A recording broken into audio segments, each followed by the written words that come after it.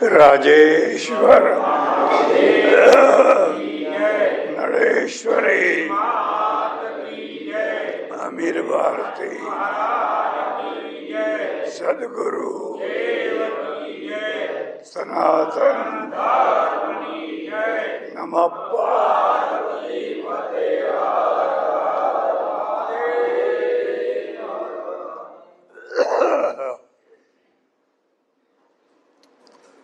સજ્જનો અને બહેનો,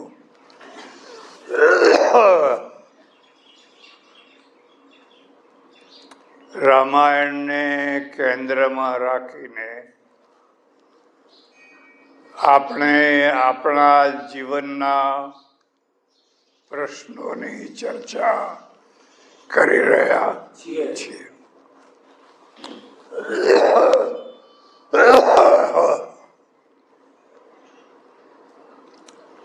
કાલે એક વાત થઈ હતી, ગૃહ સંન્યાસ અને મઠ સંન્યાસ બે યાદ હશે.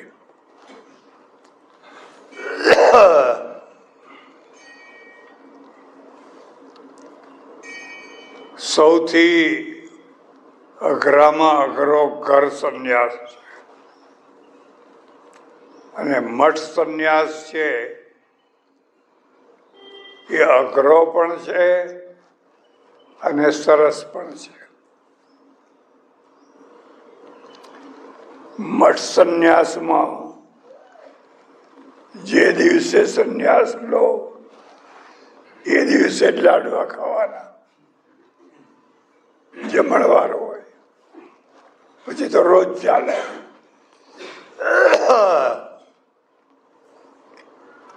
6-12 મહિના મઠ સંન્યાસ નો અનુભવ કર્યો હોય પછી એને ઘરે આવવાનું ગમે, લુકા રોટલા.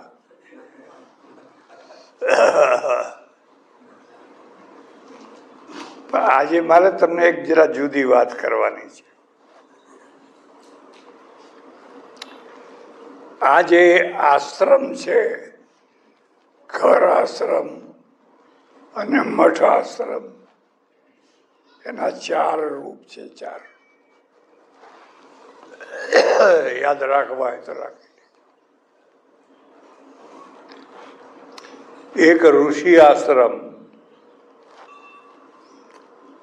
એક શ્રમણ આશ્રમ એટલે સાધુ આશ્રમ, 3 એક મઠ આશ્રમ,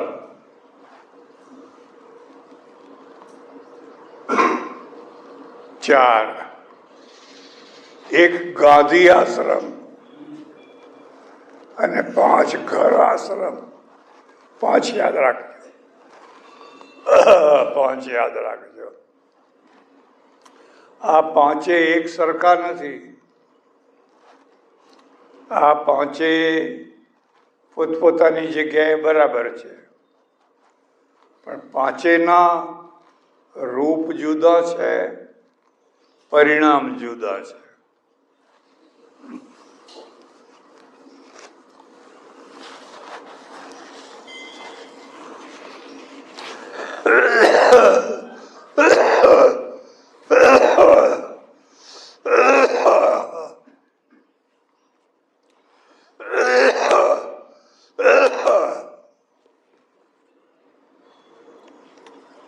ઋષિ આશ્રમ બાંધે છે, પણ એમાં 2 મુખ્ય શરતો છે. એક તો ફંડ ફાળો કરવાનો નહીં, કોઈની પાસે ફંડ ફાળો કરવાનો નહીં. 2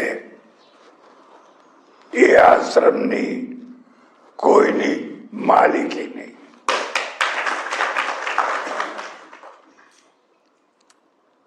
આ 2 વસ્તુઓ હોય પછી ત્યાં વિદ્યાર્થીઓ રાખે.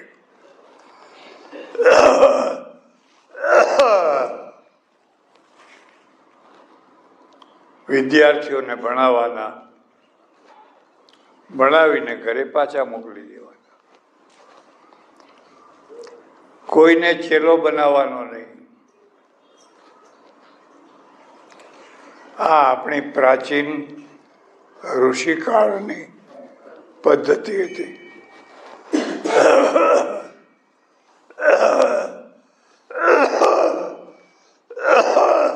શું કરવું?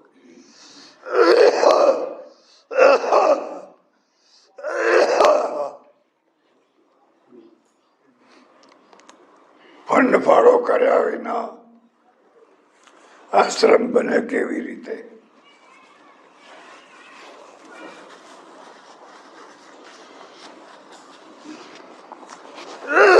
બહુ મોટો પ્રશ્ન થાય.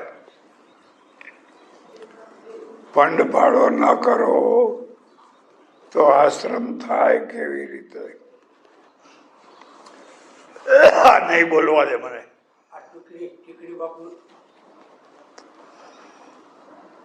એટલે ઋષિ શું કરે? જંગલના લાકડા, સુકાઈ ગયેલા લાકડા, એમાંથી છાપરા બનાવવાના, એ જ પાંદડા નાખવાના. કહો થઈ ગયું કે ના થઈ ગયું? નર્મદા કિનારે જાઓ, આવા ઘણા ઘર જોવા મળે. ના દિવાલ હોય, ના ચણતર હોય, ના પ્લાસ્ટર હોય, 4 થાંભલા ઉપર, એમાં ઘર આશ્રમ.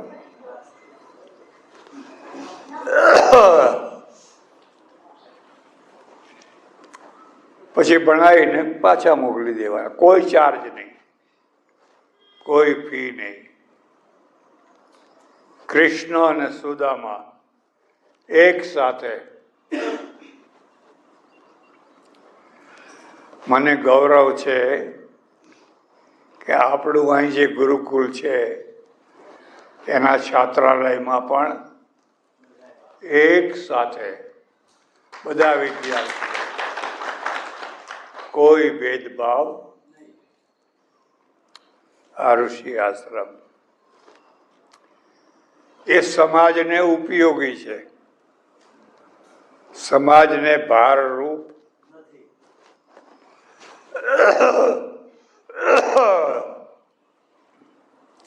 સંસ્થા એવી બનાવો જે સમાજને ઉપયોગી થાય. કદાચ ઉપયોગી ના થાય, ઓછામાં ઓછી ભારરૂપ તો ના થાય, બોધરૂપ તો ના થાય. પણ ઋષિઓ લુપ્ત થયા. હવે ક્યાં ઋષિઓ દેખાય? શ્રમણો આવ્યા. શ્રમણોનો બહુ પ્રભાવ.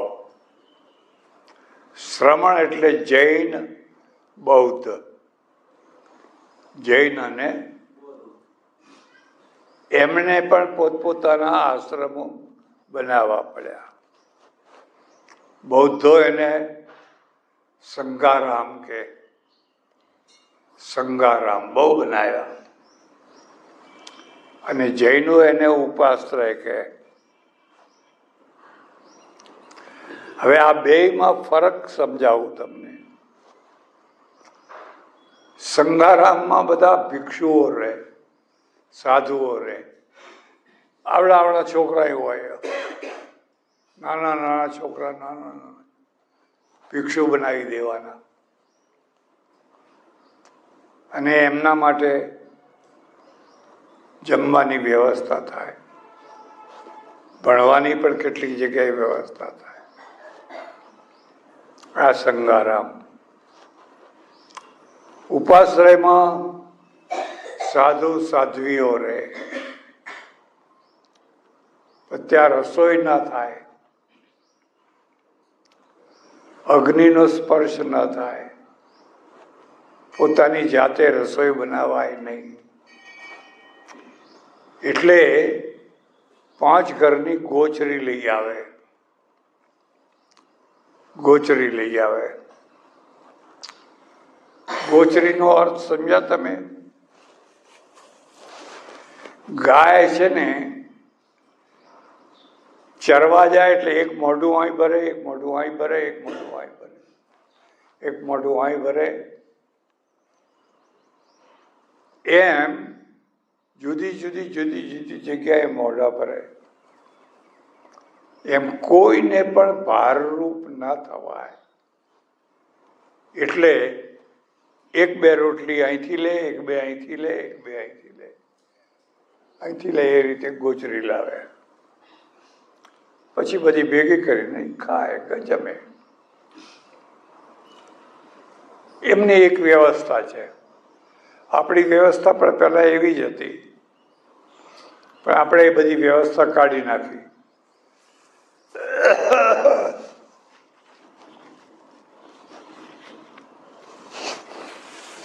ઘણા લોકો એમ માને છે બધું ભેગું કરીને ખાય, ના 4-5 વાર એમના 4-5 વાસણ હોય, એમાં જુદું જુદું લે. બધું સારું, પણ એક વસ્તુ મને જરાય ના ગમે. કારણ કે જાડો પેશાબ છે એનો એ જ ધ્યાન છે. દિવાલ ઉપર નાખી દેવાનું. એટલી દુર્ગંધ મારે, એટલી દુર્ગંધ મારે, રહેવાય નહીં. લોકો ત્રાસી જાય. એટલે એ ધીરે ધીરે સુધરશે, બધું સારું થશે. આશ્રમ હવે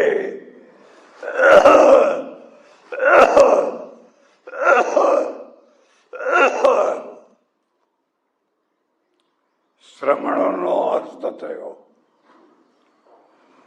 જેમ ઋષિઓનો અસ્ત થયો.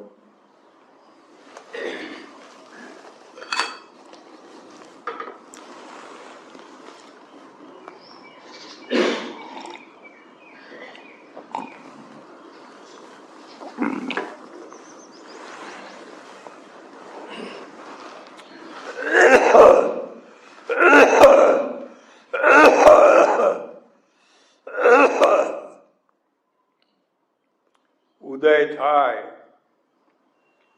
એનો અસ્ત થાય ને થાય.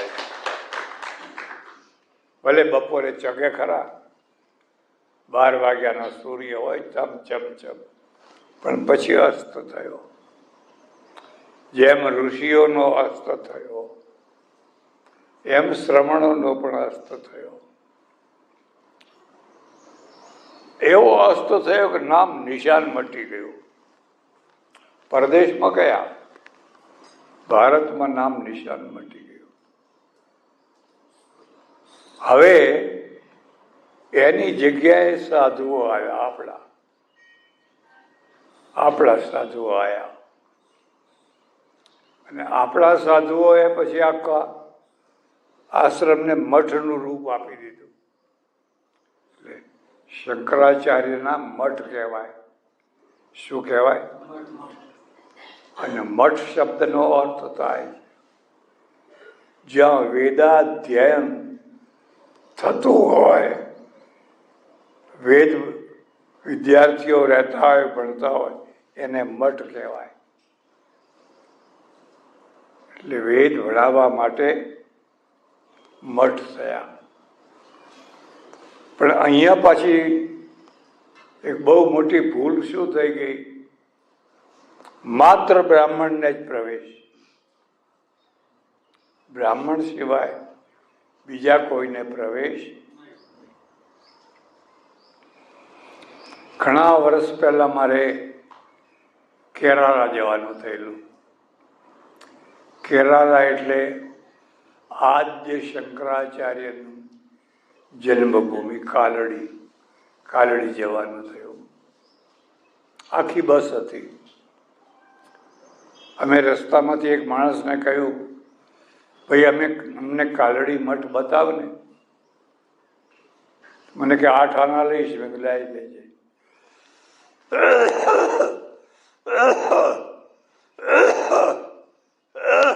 બંધ કરાવશે. એટલે ડ્રાઈવરની આગળ હેન્ડલ પકડીને ઊભો રહ્યો. મઠ અડધો કલાક 1.5 કિલોમીટર દૂર રહ્યો. બસ લોકો લાવ 8 આના. પણ મઠ ક્યાં? પેલો તું ચાલ. ના ઉતરીને જતો રહ્યો. પછી ખબર પડી એ ક્રિશ્ચન હતો.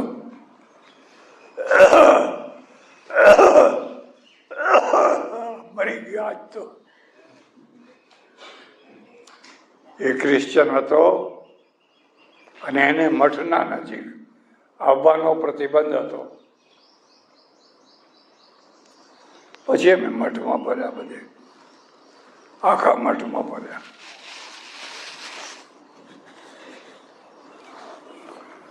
ત્યાંના જે આચાર્ય હતા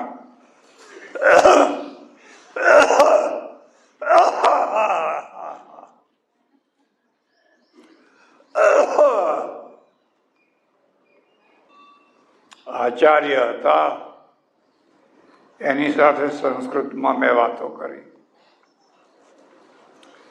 મેં કહ્યું, અહીં બધા બ્રાહ્મણ વિદ્યાર્થીઓ ભણે છે. મને કે હા.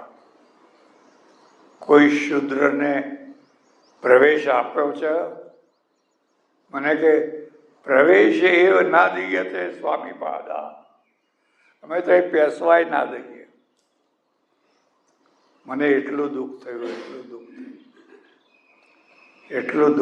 એને ગૌરવપૂર્વક કહ્યું, પ્રવેશ એવ ના દઈએ તે સ્વામી પાદા.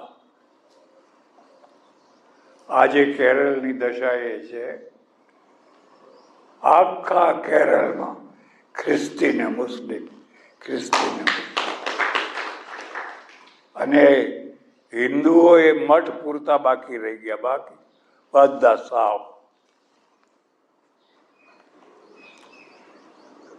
આને લાભ કર્યો કે નુકસાન કર્યું? આવી પ્રવૃત્તિથી લાભ થાય કે નુકસાન થાય? એટલે એક આ પ્રવૃત્તિ.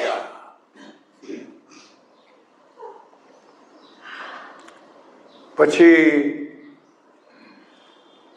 અમે બધા આવ્યા અને અમારા આશ્રમોમાં બધાને પ્રવેશ. આવો, બેસો, ભણો, બધાને અધિકાર. સંન્યાસ લો, બોલો. આ પ્રવૃત્તિ ચાલતી રહી. પણ આ બધામાં 2 વસ્તુઓ ના રહી. એક તો બધાએ માલિકી બનાવી. ખરેખર આશ્રમનો કોઈ માલિક હોય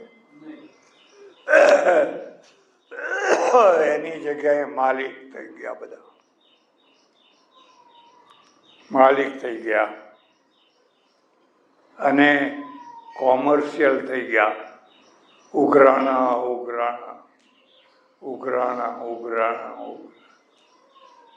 પૈસા લાવો. શા માટે આશ્રમ ચલાવવો છે? એટલે આચાર. હવે એમાંથી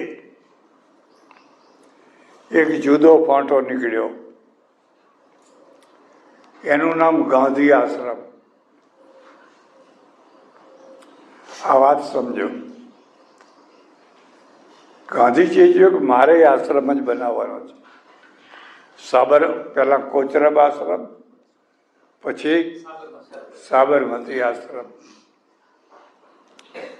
પણ મારા આશ્રમમાં અને આ બધા પ્રચલિત આશ્રમો બહુ ફરક.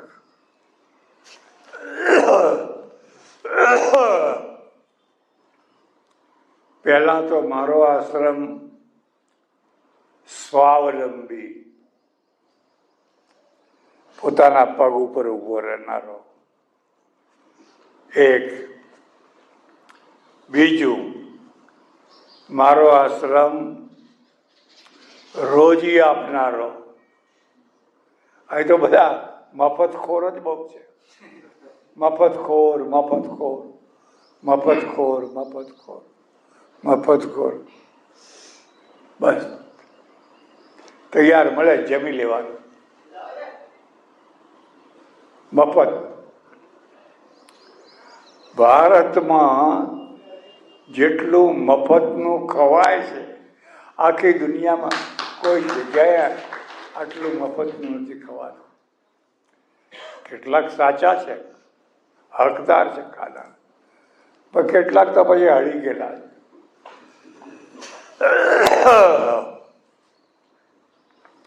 એટલે એક એમાં રોજી ઊભી કરી. હવે એ સમયમાં રોજી કઈ શું છે?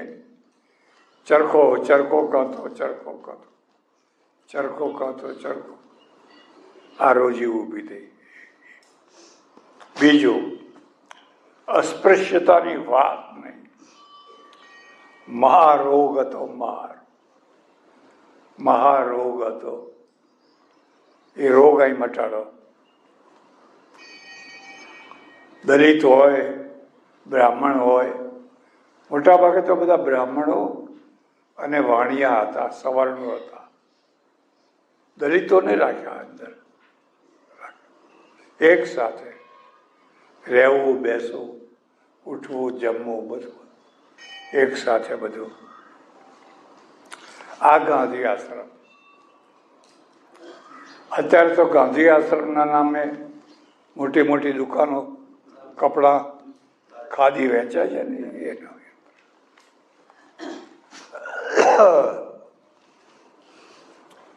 હું તમને જે કહેવા માંગુ છું એ ઘર આશ્રમ, એ છે ઘર આશ્રમ. તમારા ઘરને જ આશ્રમ બનાવો, પણ બે શરતો એ શરૂઆતમાં કહી હતી. એક તો આશ્રમ ઉપર માલિકી હક હોય નહીં. કહો, ઘરનો હક છોડવા કોણ તૈયાર થાય? કોઈ છોડવું નથી, કોઈ દસ્તાવેજ કરવો નથી, પણ મનથી માની લો કે હવે આ મારું નથી. આ મુદ્દો યાદ રાખજો. મનથી માની લો કે હવે આ મારું. મારે આશ્રમમાં આવજો કોઈ વાર.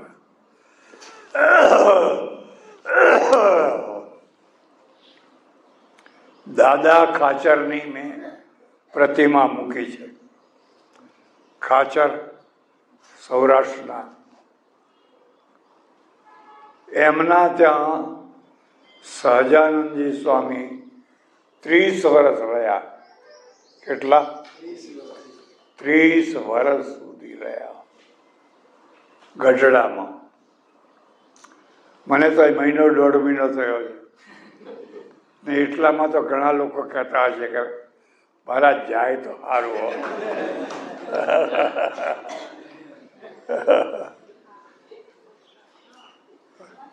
મારા ઓળખીતા એક બ્રહ્મચારી હતા. એ સવારે સંધ્યા પૂજા કરે ને, એની સંધ્યાનો ખર્ચો 32,000 રૂપિયા. 32,000 રૂપિયા. એટલા અત્તર નખાવે, આ લાવો, પેલું લાવો, ફલાણું લાવો, ફલાણું લાવો. 32,000. તો ભાઈ ઊંઝાના પટેલો બોલે કાલ મારે ત્યાં, કેમ કે જીરાનો ભાવ મળવાનો. હવે એવા માણસો 30 વર્ષ રહેતો પોસાય? પછી ગયા, એ તો મરી ગયા બિચારા. ફરીથી તમને કહું છું, સાધુની શોભા ત્યાગમાં છે, અને ત્યાગ સાદાઈથી શોભે. જેટલી સાદાઈ વધારે એટલો ત્યાગ દીપે, અને જેટલો વૈભવ વધારે એટલો ત્યાગ ઝાંખો થાય. પણ મૂર્ખાઓ હોય તો એ વૈભવને વધારે મહત્વ આપે. હા, કહેવું પડે કે અમારા ગુરુજી તો સોનાના સિંહાસન ઉપર બેસે છે, એ વૈભવનો ગૌરવ કરે એનું. એટલે 30 વર્ષ સુધી રહ્યા. હવે એ જમાનામાં સહજાનંદ સ્વામીજીની બહુ પ્રસિદ્ધિ, દૂર દૂરથી લોકો ભક્તો આવે, જેમ આપણે આવે અહીંયા આવે છે ને, 2 આવે, 5 આવે, 10 આવે. ટાઈમે પહેલાં તો ક્યાં ટેલિફોન કંઈ હતો નહીં, વગર ટાઈમે રાતના 11 વાગે આવે, 12 વાગે આવે, ગમે ત્યારે આવે.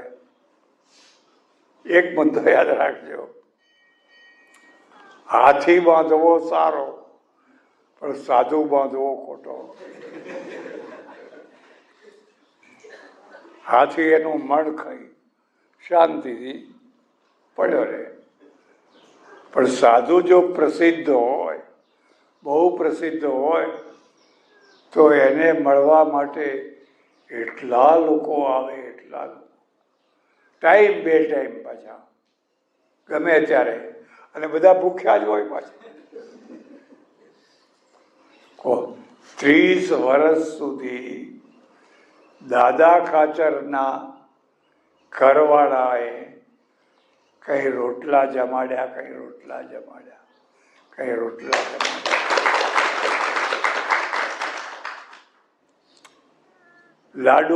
લાડુબા અને એક બીજી બેન, એ 2 સેવામાં રહેલા.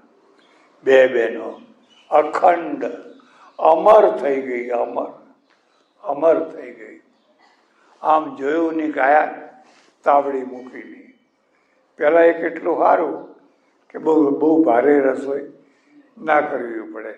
રોટલો ને દૂધ, રોટલો ને છાશ, રોટલો ને કઢી, આજની માફક દાળ ભાત, હાલાવો એવું બધું ખૂબ પ્રેમથી જમે. તો 30 વર્ષ સુધી જમાડ્યા.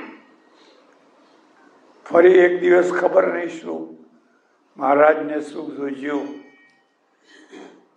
દાદા કાચર, આ બાપુ, પાછો જાગીરદાર હો, દાદા પાછો જાગીરદાર, પછી ગામનો જાગીરનો ધણી. આ બધું કોનું? બાપુ તમારું કહેવો, મારું કશું નહીં, આ તો તમારું છે. મારું? તો એક કામ કર, મને લખી આપ, ભરોસો નહીં, કાલે તું ન હોય, તારા છોકરા બદલાઈ જાય. ત્યારે તાંબાના પતરા ઉપર લખાતું, તાંબાના પતરા ઉપર દાદા ખાચરે લખી દીધું, મારી બધી જાગીર જે જ કંઈ છે સ્થાવર જંગમ બધું મેં મહારાજ. પત્ર જોયું, મુક્તાનંદ સ્વામીને કહ્યું મૂકી દો. દાદા હવે આ તો બધું મારું થઈ ગયું. હા, વાહ બાપુ તમારું. તો હવે તમે અહીંથી જતા રહો, હવે તમે જતા રહો, જ્યાં જવું હોય ત્યાં જતા રહો. કહો કેવો લાગે? આવો આવો સાધુ કેવો લાગે? ઝટકો મારવાનું મન થાય. ભલે બાપુ તમારી આગળ. ઘરવાળીને, છોકરાને, બાલ બચ્ચાને બધ કોળા ત્યારે તૈયાર કરીને નીકળી ગયા. ગઢડા છોડી નીકળી ગયા. 5, 8, 10 કિલોમીટર ગયા હશે. મહારાજે કહ્યું કે ભાઈ આવો તો 2 ઘોડેશ્વર જાઓ, દાદા ખાચરને પાછા બોલાવી લાવો. 5, 7 કિલોમીટર ગયેલા. હવે જવું તે ક્યાં જવું પાછું? આ તો ઓચિંતાનું. પાછા બોલાવી લાવ્યા. પાછા આવ્યા. દાદા ખાચર, આ તાંબાનું પત્ર ઉતારો, મારે આમાંનું કાંઈ ના જોઈએ. આ બધું તારો. હવે વહીવટ તારો, માલિકી મારી. વહીવટ તારો ને માલિકી. આને ઘર સંન્યાસ કહેવાય. ઘર સંન્યાસ કહેવાય. માણસને ઘર છે પણ ઘરનો મોહ નથી. ઘરનો જરાય મોહ નથી. માલિકી નહીં. બીજી તરફ અમારે ત્યાં તો એવા કેસો ચાલે, એવા ખૂના મરકી થઈ જાય, ખૂના મરકી થઈ જાય. એટલે આ ઘર સંન્યાસ છે. રામ, લક્ષ્મણ, સીતાજી વિચરણ કરતા કરતા કરતા કરતા સંગમે પહોંચ્યા. ક્યાં? અને ભારતમાં બહુ થોડા સંગમ છે, અને જે છે એમાં સૌથી મોટામાં મોટો સંગમ ગંગા જમુનાનો છે. એટલે એને તીર્થ રાજ કહે છે. બીજા બધા તીર્થ, અને આ છે તીર્થરાજ. એકવાર તીર્થરાજની યાત્રા કરો, બેડો પાર થઈ જાય. આમથી ગંગા આવે, આમથી જમુના આવે. સરસ્વતી લુપ્ત છે, ગુપ્ત છે. ગંગા કિનારે આશ્રમો, જમુના કિનારે આશ્રમો. જમુના કિનારે ઓછા આશ્રમો. હવે આ જમુના કિનારે એક બહુ મોટો ભવ્ય આશ્રમ, અને એ આશ્રમનું નામ ભારદ્વાજ આશ્રમ. આજે પણ છે હો. કોઈ વાર તીર્થયાત્રા કરવા જાઓ તો જોવા જજો. ભરદ્વાજ આશ્રમ. આ તો યોગાનો યોગ વાત કહું છું. મારું ગોત્ર ભારદ્વાજ છે. બ્રાહ્મણોના ગોત્ર હોય, શાખાઓ હોય, વેદ હોય, પ્રવર હોય. તમને ખ્યાલ ના આવે. તમારા હતા પણ પછી લુપ્ત કરી દીધા. હવે બ્રાહ્મણ જ્યારે વિધિ કરાવવા બેસે ત્યારે ક્ષત્રિય હોય ને કે બોલો તમારું ગોત્ર તો આમ મોડું જોઈએ, એટલે તરત જ કાશ્યપ ગોત્ર. બધાના ગોત્ર કાશ્યપ. પછી બધાના જુદા જુદા ગોત્ર છે. ગોત્ર ઉપરથી માણસ ઓળખાતો. જેમ આજે અટક ઉપરથી ઓળખાય છે, એમ પેલા ગોત્ર એ જ અટક હતી. એટલે ભારદ્વાજ ઋષિ છે, ત્યાં આશ્રમ કરીને રહે છે, વિદ્યાર્થીઓને રાખે છે, ભણે છે, ભણાવે છે, લખે છે. એમને ખબર પડી કે રામ, લક્ષ્મણ અને સીતા હમણાં જમુના પાર કરીને આપણા આશ્રમના દરવાજે આવીને ઊભા છે. દોડ્યા એકદમ. જો પેલા ઋષિ છે, હું ઋષિ છું, હું નહીં જાઉં, એમને આવવું હોય તો આવે. અહંકાર કહેવાય, એને અહંકાર કહેવાય. આશ્રમમાં પણ મોટી કક્ષાના પુરુષો આવે તો એમનું યથાયોગ્ય સ્વાગત સન્માન થવું જોઈએ. થવું જોઈએ કે ના થવું જોઈએ?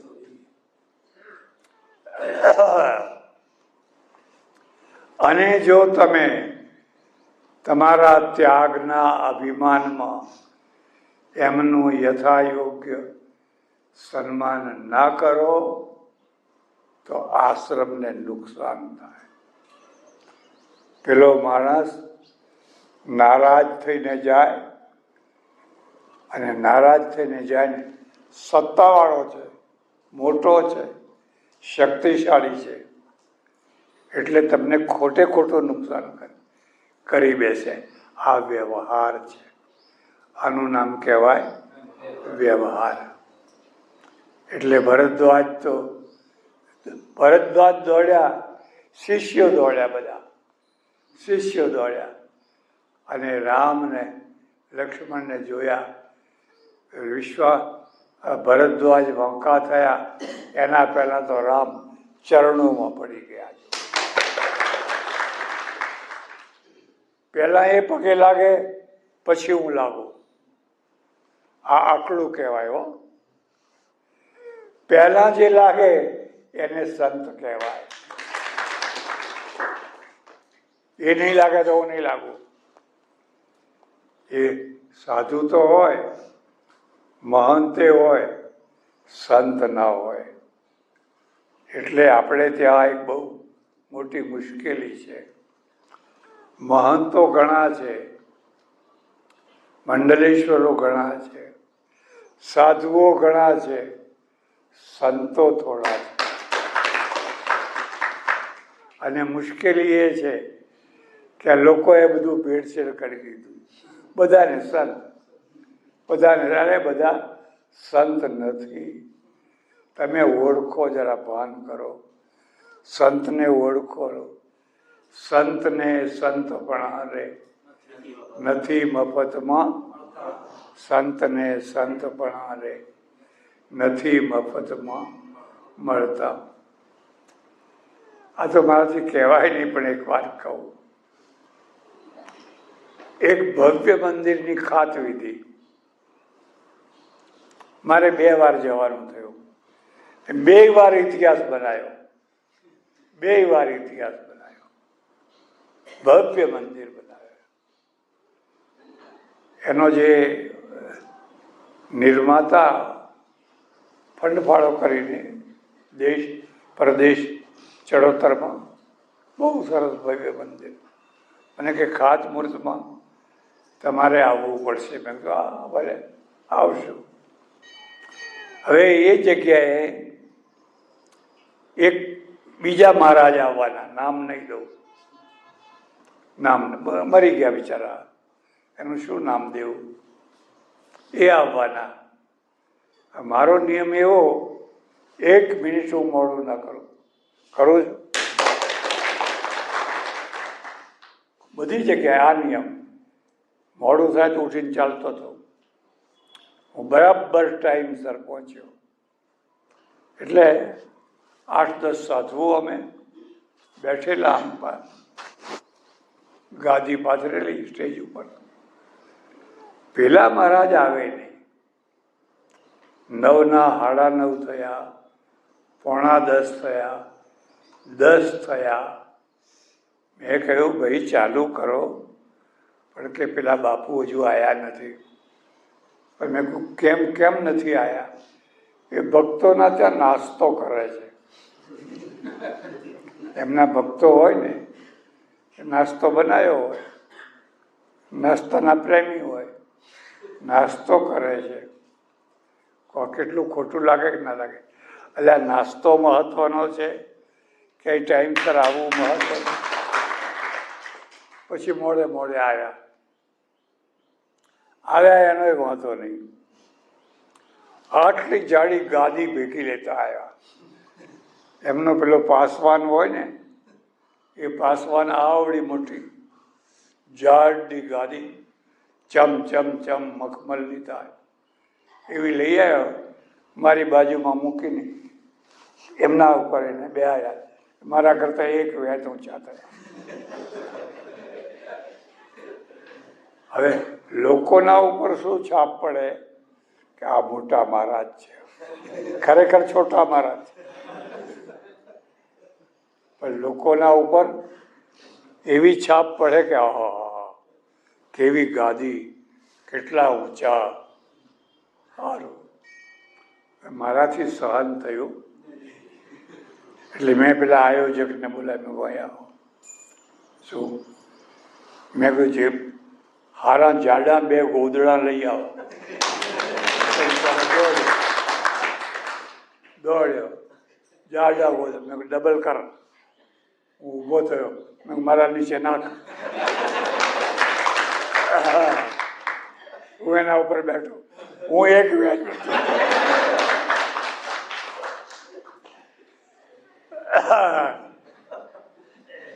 આમ જોયું, આમ જોયું, મારા આમ કાઢ કાઢ કાઢ, તો હું કાઢું. પછી મેં કાઢ્યું. ઘણી વાર આવું ના કરવું જોઈએ, પણ ના કરો તો છાશમાં માખણ જાય અને બહુ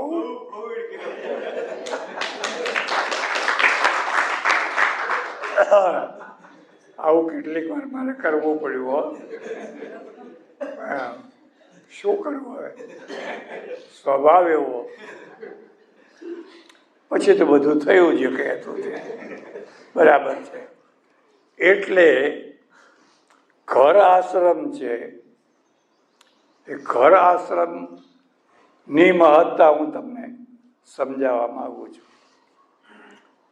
ઘર આશ્રમ, પેલા આશ્રમો એની જગ્યાએ બરાબર છે, ખોટા સાહેબ નથી મારું કહેવું, પણ ઘર આશ્રમ, તમારા ઘરમાં જો તમને માલિકીનો ઘમંડ ના હોય તો એ તમારો ઘર આશ્રમ છે.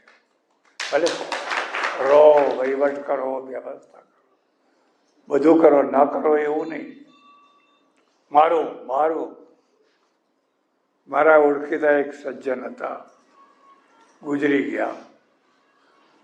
કોઈની તાકાત નહીં એમની ગાડીને આંગળી અડાડી શકે. એમની ગાડી પડી હોય, કોઈની તાકાત નહીં આંગળી અડાડી શકે. ખાલી જતી હોય, કોઈને બેસાડે નહીં. મારી ગાડી, કોઈની તાકાત નહીં કે ઓવરટેક કરે. એમની ગાડી જતી હોય અને જો કોઈ ઓવરટેક કરે, આ ઓવરટેક કરીને જોડી નાખે, મરી ગયા. ગાડી અહીં નહીં અહીં રહી ગઈ. હવે એ ધૂળ ખાય છે, ખ્યાલ આવે છે. એટલે ઘર આશ્રમ બનાવવું હોય, ઘર સંન્યાસી થવું હોય તો ઘરને છોડવાનું નહીં. ઘરને, દુકાનને, પત્નીને, બાળકોને રાખવાના. પણ જે એકદમ ઘમંડ, અને ઘમંડના કારણે અપમાન, એક મુદ્દો યાદ રાખજો, અહંકાર અપમાન વિનાનું હોય જ નહીં. માણસ જેટલો અહંકારી વધારે, એટલો જ એ લોકોનું અપમાન વધારે કરે. અને જેને અપમાન કરવાની ટેવ હોય એને દુશ્મનો વધારે હોય. એને દુશ્મનો બોલાવવા પડે, વાતમાં દુશ્મનો ઊભા કરે. એટલે આ પહેલી શરત છે, ઘર સંન્યાસ, ઘર આશ્રમ. એક વાત. બીજી વાત, એ ઘરની અંદર બને એટલું ભજન કરવાનું, મન લાગે કે ના લાગે. રામ રામ રામ રામ રામ રામ રામ રામ, નમઃ શિવાય નમઃ. આ લોકો 15-20 મિનિટ સુધી નમઃ શિવાયની ધૂન કેટલું વાતાવરણ બદલાઈ જાય. આખું વાતાવરણ તમે જુઓ, તમારા ઘરના બધા પરમાણુઓ બદલવા લાગશે. બને એટલું ભજન કરવાનું. એક તમે ગરીબ હો તો વળી વધારે દીપી ઉઠો, પૈસાદાર હો તો વધારે સારી વાત છે, પણ તમે ગરીબ હો તો વધારે દીપી ઉઠો. કેમ? કારણ કે બરાબર જમવા બેઠા, તમારા જેટલું જ રાંધ્યું છે અને કોઈ અતિથિ આવીને ઊભો રહ્યો, અતિથિ હો, ભિખારી નહીં હો. ભિખારી અને અતિથિમાં ફેર છે. ઘરની ભીખ માગે એને ભિખારી કહેવાય. એ ભૂખે ના મરે, ભિખારી ભૂખે ના મરે. અતિથિ કોને કહેવાય? જે તમારે ત્યાં જ આવ્યો છે અને તમારે ત્યાં જો આવકાર નહીં મળે તો પછી ગયો કંઈ નહીં, એને અતિથિ કહેવાય. અને બહુ બહુ વાલો અતિથિ આવીને ઊભો રહ્યો, હવે તમે કહો છો આવો આવો આવો આવો આવો, અને એ ભાણું એના આગળ તમે મૂકી દો. પેલો ઇન્દ્ર દર્શન કરવા આવે, દર્શન કરવા આવે. ઓ ધન્ય છે, ધન્ય છે. આ ઘર સંન્યાસ છે. આ ઘર એટલે બને એટલું ખૂબ ભજન કરવાનું, બને એટલો પરમાર્થ કરવાનો. શક્તિ વધારે હોય તો વધારે કરવાનું. અહીંયા અમારું નાનું સરખું રસોડું ચાલે છે. એક પટેલ છે, રોજ દહીં લાવે, કાચા ટમાટા લાવે, અને એટલા ભાવથી લાવે, એટલા ભાવથી લાવે, એટલા ભાવ. હું કહું આ દહીંની જ છાશ મને ખવડાવજો, આ દહીંની છાશ. શક્તિ છે. ઘણાની શક્તિ ના હોય, કઈ વાંધો નહીં, કચરા પોતા કરો. કચરા પોતા નથી કરવા, હાર તો જમવાના ટાઈમે બેસી જાઓ. એટલે સજ્જનો, ભરદ્વાજ ઋષિના આશ્રમમાં રામ, લક્ષ્મણ, સીતાજી ત્રણે રાત વાસો રહ્યા અને કંઈ સત્સંગ કર્યો, કંઈ સત્સંગ કર્યો, કંઈ સત્સંગ કર્યો, સત્સંગ કર્યો. સવાર થયું અને કહ્યું અમને રસ્તો બતાવો, અમારે ક્યાં જવું, હવે એનો અમને રસ્તો બતાવો. રાજેશ્વર નળેશ્વરી અમીર ભારતી સદગુરુ સનાતન નમઃ પાર્વતી હર